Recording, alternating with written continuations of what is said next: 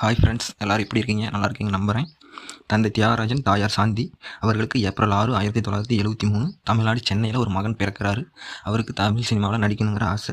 அவர் நடித்த முதல் திரைப்படம் வைகாசி பிறந்தாச்சு. அவர் அறிமுகமான முதல் படத்திலேயே அவருக்கு சிறந்த நடிகருக்கான ஃபிலிம்பேர் அவார்டும் கிடைக்கிது. அடுத்தடுத்து அவர் மலையாளம், இந்தின்னு திரைப்படங்கள் நடிச்சிட்டு இருக்கிறாரு. மறுபடியும் 1994 தமிழில் நடிக்க ஆரம்பித்து 2018 வரைக்கும் 48 படங்களில் நடிச்சிருக்காரு. அதில் வெற்றி திரைப்படங்கள்னு பார்த்தீங்கன்னா 14 படங்கள். 2018க்கு அப்புறம் அவருக்கு தமிழ் சினிமாவில் ஒரு பெரிய கேப். இப்போது தமிழ் சினிமாவின் உச்ச நட்சத்திரத்துடன் மீண்டும் கைகோர்த்து நடித்து கொண்டுள்ளார். அவர் யாருன்னு கேட்டிங்கன்னா, நீங்கள் கெஸ் பண்ணியிருப்பீங்க. ஆமாங்க, அவர் நம்ம டாப் ஸ்டார் பிரசாந்த் அண்ணா தான். அவருக்கு இன்றைக்கி பர்த்டே. அவருக்கு code movie team new poster வெளியிட்டு வாழ்த்து சொல்லியிருக்காங்க. நாமளும் நம்ம தளபதி ரசிகர்கள் சார்பாக வாழ்த்து சொல்லிக்கலாம். கோட் மூவிக்கு அப்புறம் அவரோட கெரியர் சிறப்பாக இருக்கணும்னு புது இயக்குநர்களுக்கு வாய்ப்பு கொடுத்து அவர் நடித்தால் மீண்டும் தமிழ் சினிமாவின் டாப் ஸ்டார்